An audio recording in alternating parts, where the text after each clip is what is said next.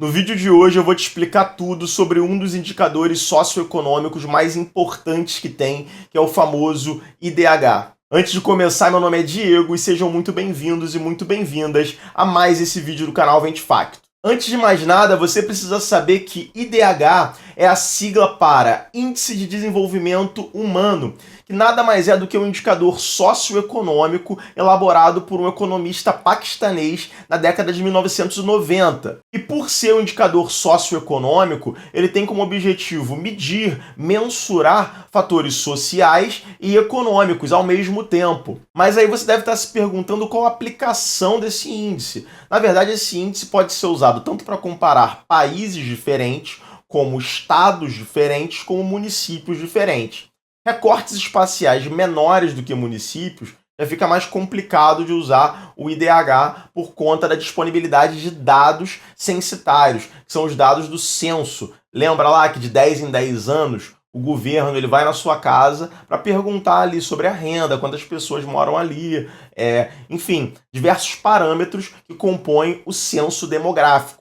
No caso do Brasil, outros países também têm censos demográficos em periodicidades diferentes, mas é muito comum ser nessa faixa de 10 em 10 anos. E esse índice de desenvolvimento humano, ele tem como objetivo nos fornecer parâmetros para comparar a qualidade de vida e o desenvolvimento de certas localidades.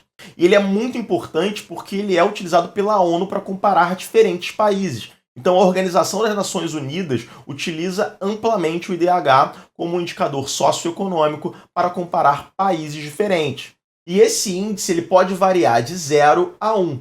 0 é o valor mais baixo de IDH que a gente tem e 1 é o valor mais alto. E quanto mais próximo de 1, a tendência é que a população daquele local tenha maior qualidade de vida e também aquele local seja mais desenvolvido.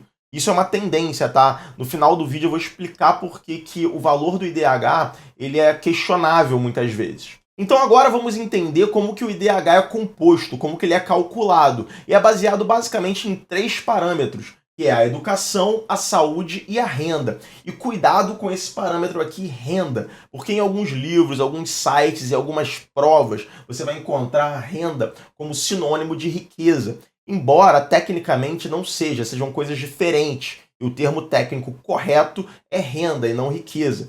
E riqueza dentro da economia é um conceito um pouco mais amplo do que renda.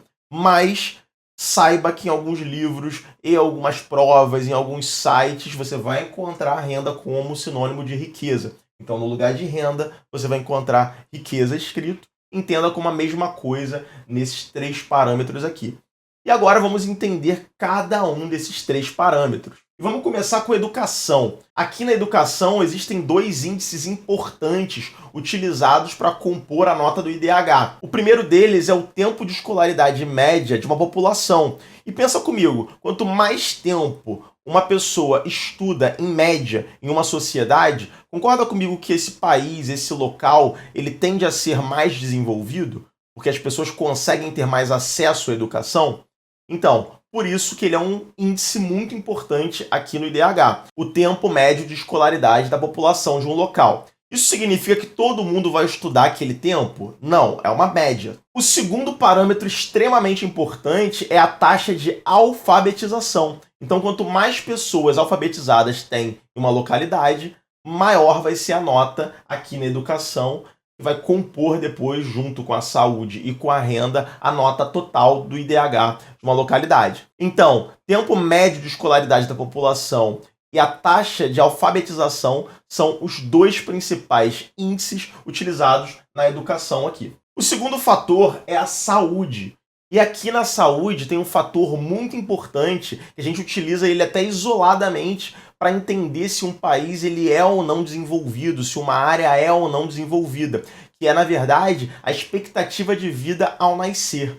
Quanto maior a expectativa de vida de um indivíduo ao nascer numa localidade, maior vai ser a nota que vai compor aqui a saúde no IDH. Você concorda comigo que um município, um estado ou um país que a expectativa de vida ao nascer é muito alta, significa que as pessoas têm mais acesso à educação, a uma alimentação de qualidade, que você tem uma baixa mortalidade infantil, e isso tudo compõe esse indicador, que é a expectativa de vida ao nascer, que é um indicador muito importante no IDH para a saúde. E olha que interessante, só esse indicador, que é a expectativa de vida ao nascer, ele já nos fornece uma série de informações sobre a população de uma localidade. Porque pensa comigo, um local muito violento geralmente vai ter uma expectativa de vida mais baixa.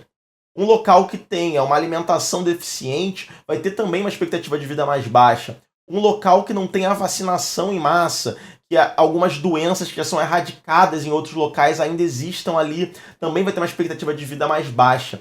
Então, só esse parâmetro, ele engloba muitos parâmetros, e um dos parâmetros importantíssimos aqui na expectativa de vida é a mortalidade infantil, porque locais com mortalidade infantil alta tendem a baixar a expectativa de vida média da população. E por fim nós temos a renda, que lembrando também pode ser chamada de riqueza. E aqui na renda, o índice utilizado para o cálculo do IDH é PIB per capita. E esse índice nada mais é do que pegar o PIB de uma localidade e dividir pelo número de habitantes. Per capita, do latim, significa por cabeça. Então você pega o PIB e divide pelo total de habitantes. E isso dá o PIB per capita. Só que esse indicador sozinho, ele pode dar uma falsa sensação que o local ele é desenvolvido. Mas, na verdade, locais com grande concentração de renda acabam não fazendo efeito você utilizar o PIB per capita. Por quê? Porque poucas pessoas concentram a renda daquela localidade. Então, quando divide aquele PIB pelo número de habitantes, aparenta que a população está vivendo bem. Mas, na verdade, poucas pessoas acabam concentrando a riqueza daquela localidade. Isso acontece em muitos países, inclusive no Brasil. Por isso que renda per capita isolada, ela pode dar um falso resultado. Na verdade, não é um falso resultado, ela pode gerar falsas interpretações de quem está lendo aquele resultado. Por isso que é muito importante, quando a gente trabalha com indicadores socioeconômicos, a gente entender a origem dos dados e como o indicador é calculado, a gente ter uma interpretação mais assertiva. Por isso que o IDH é um índice muito importante, porque ele utiliza vários parâmetros em conjunto. E isso torna ele um indicador muito interessante e muito útil. Por isso que ele é um indicador que sempre cai em vestibulares e concursos, e também o tempo todo está na mídia sendo utilizado como um parâmetro para falar de algum país ou de alguma localidade. Então vamos entender agora os intervalos do IDH. Então municípios, estados ou países que tenham IDH entre 0 e 0,555, a gente considera essa localidade com IDH baixo.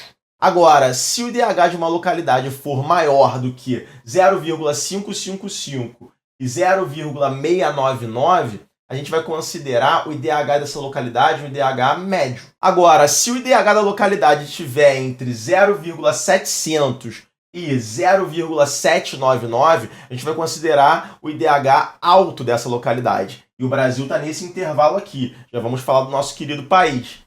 E por fim, se o IDH de uma localidade for entre 0,800 e 1, a gente vai dizer que o IDH dessa localidade é muito alto. Agora vamos falar do Índice de Desenvolvimento Humano do Brasil. Qual é esse valor?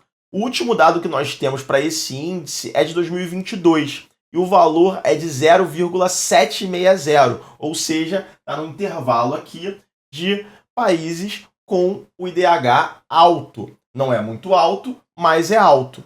Existem alguns desafios que o Brasil precisa enfrentar para aumentar o IDH, principalmente em educação e a renda do brasileiro, mas principalmente educação. Tem alguns parâmetros aí que são relativamente tranquilos de melhorar e que o Brasil ainda tem dificuldades de melhorar. E com esse valor de IDH, nós ocupamos a 89ª posição no ranking dos países do mundo em IDH. Ou seja, a gente está ali no meio dos países do mundo no IDH. E você, o que você acha que o Brasil precisa fazer para aumentar o IDH dele? Deixa um comentário aí. Agora eu vou falar para vocês algumas críticas que alguns estudiosos fazem ao uso indiscriminado do Índice de Desenvolvimento Humano como um parâmetro para comparar localidades diferentes. Uma dessas críticas é a ausência de dados e de parâmetros de sustentabilidade nessa análise. Então, por exemplo, podem existir localidades com hábitos extremamente sustentáveis, mas que esses parâmetros não são levados em conta nesse cálculo aqui do IDH. Uma outra crítica envolve o parâmetro educação, porque os índices utilizados para a educação são facilmente manipuláveis por governos. E além disso, esses índices eles não refletem uma efetiva qualidade de educação. Então, muitos governos podem mascarar, por exemplo, a taxa de pessoas alfabetizadas. Na verdade, na prática, as pessoas não são alfabetizadas. Então, você aumenta a taxa de alfabetização sem efetivamente aumentar o número de pessoas alfabetizadas. Então, isso acontece em muitas localidades do mundo e essa é uma crítica muito feita, principalmente no parâmetro educação. Em contrapartida, também, você pode ter um aumento no tempo de escolaridade de uma população sem melhorar efetivamente a qualidade daquela educação. Um outro ponto da educação que é alvo de críticas é que você pode ter um aumento do tempo de escolarização sem efetivamente melhorar a qualidade do ensino. E isso pode acontecer de diversas formas. Por exemplo, as pessoas podem ter mais acesso à educação, ficando mais tempo em instituições de ensino, mas a qualidade daquele ensino não é uma qualidade legal. Então, esse parâmetro de educação é muito alvo de críticas. Por hoje é só, espero que vocês tenham gostado. Se tiver sugestões de vídeos, deixa um comentário. Também vou te convidar a se inscrever no canal se você não é inscrito, mas não esquece de ativar o sininho para sempre receber notificação de vídeos novos. E é isso, um grande abraço, até a próxima!